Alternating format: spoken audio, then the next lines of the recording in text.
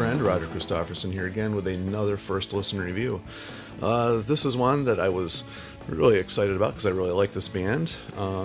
Didn't really plan on doing a review on it, but after listening to it a couple times here, and it's been kind of a slow music week, and I missed a previous week talking about anything, I decided why not give people a little bit of a taste of what this one's about. And in case you've never been to my channel before, I appreciate you stopping by. And if you have, you know that it's pretty much just me babbling about music that I enjoy. No snippets or anything like that here, so we just talk about the music we love and share our thoughts, and that's what we do. And on this one, we're talking about Therion and their new album, Leviathan III. It is their 19th album overall, studio album that is, and it's the final in a trilogy, obviously called Leviathan. And man, they've been really steady with releasing these 21, 22, and now 23, like right in a row. This is a band that I came to know kind of like, they've gone through different stages, and I came to know them right around the album Felly, I think, or I'm not sure if that's how you pronounce it. I always get that stuff wrong, but they were kind of changing styles right around this time, shortly before this. They kind of came out as, I guess, like a death metal type band. I mean, the leader of the band here, Christopher Johnson, who actually used to be the lead singer, who's no longer the singer. He kind of gave that duty, but he still plays all the guitars, keyboards, and is programming. Pretty much the leader of the band still. Was a big fan of Celtic Frost, or Celtic Frost, however you say that. I don't know, I've heard it pronounced both ways. And that's how they kind of got their name too, is from one of their songs. They came out in that style of music and then kind of gravitated to more of the symphonic style of music, and like really one of the first bands that started doing that type of thing. So that's kind of what attracted me to them. It was different. They had like a lot of orchestral stuff going on and symphonic elements, and it was kind of like I like the Middle Eastern type flavor that bands use, and they started doing that really early on, and that's kind of what really attracted me to it. Over time, they've changed like tons of members, it's just tons of members. They even have people in the band now that like they record, but they're not the performing members. A couple like that, I guess.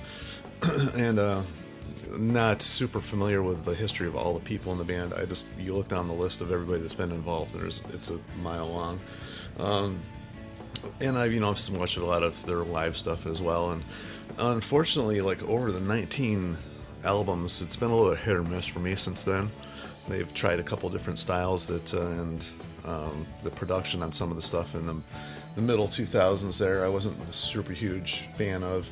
And now they've gotten back to more of the, as far as I can see, they've gotten back to more of the stuff I was into originally on the last 3 albums here. So getting into the album. I don't know what the theme of this is. Unfortunately, I suffer. It's like one of these catch-22s. Back when I was young, I used to like listen to like albums, read everything about them, and just study the lyrics and the storylines. And I always wish, I wish I had more money and could go buy more albums. And now, later in life, I have every album I could possibly ever want to get, and just not the time to listen to all of them. So sometimes I tend not to listen to them over and over again like I used to when I was younger. So the last 2 Leviathans, I gave them a good listen, and I haven't gone back to them since they came out.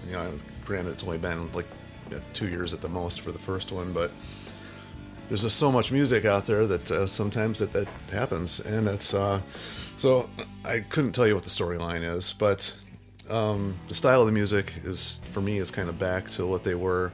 A little bit of extra things added in here and there. They use these interesting song titles that I won't even attempt to pronounce because they're very strange song titles. I mean, except for they have a couple easy ones in there, like in Unsung Laments and What Was Lost Shall Be Lost No More, and then Twilight of the Gods are the only 3 song titles I could possibly even try to pronounce on here.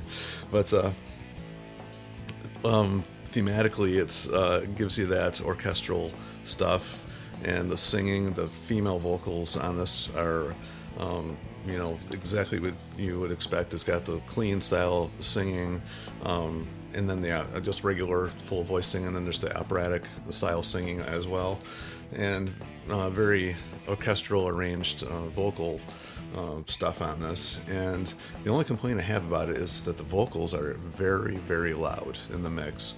And overall, the thing I don't like about is that the production, I don't want to say it's bad, but it's like very dull feeling. It doesn't sound like it was recorded as well as it should be for this style of music. That's one thing that's bad about some of these bands, and I could name like a bunch that suffer from this. And when you're doing big symphonic orchestral style of music, the production has to feel full and vibrant, and if you just get very dull static takes and the mix is not very good and not energetic, it just doesn't do a service to the music. And the songs, I think, are really good on here. There's a couple that are a little bit actually like the second half of the album when it kind of kicks into Midsummer Blot, I think is how you pronounce that one. The songs get a little bit shorter from that point on and a little bit more mainstream. The first half of the album is a little bit more experimental and trying a few new things, except for I would say Twilight of the Gods, the last song on here,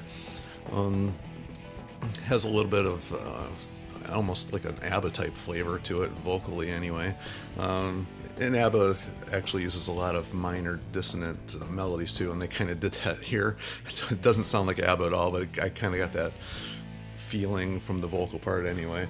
But yeah, a lot of these orchestral symphonic style bands, and I keep saying that even though these guys are a little bit more than that, the production has to be like good for them to get that point across, and I think that suffers a little bit here.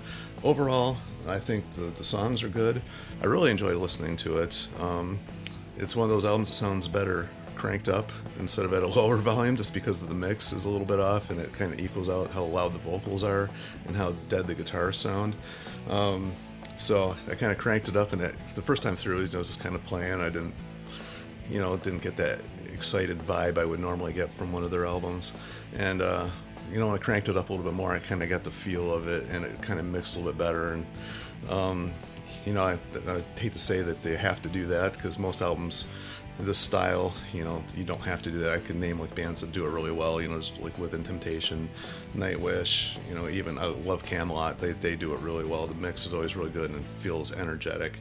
And I think the mix takes away from the feel of this album a little bit, but the songs are really good and the performances are really top notch. So anyway, that's my quick little rundown of this one. As always, feel free to leave your comments and thoughts, and like, share, and subscribe. This is one of the bands that's really not got a lot of attention, and they probably deserve a little bit more.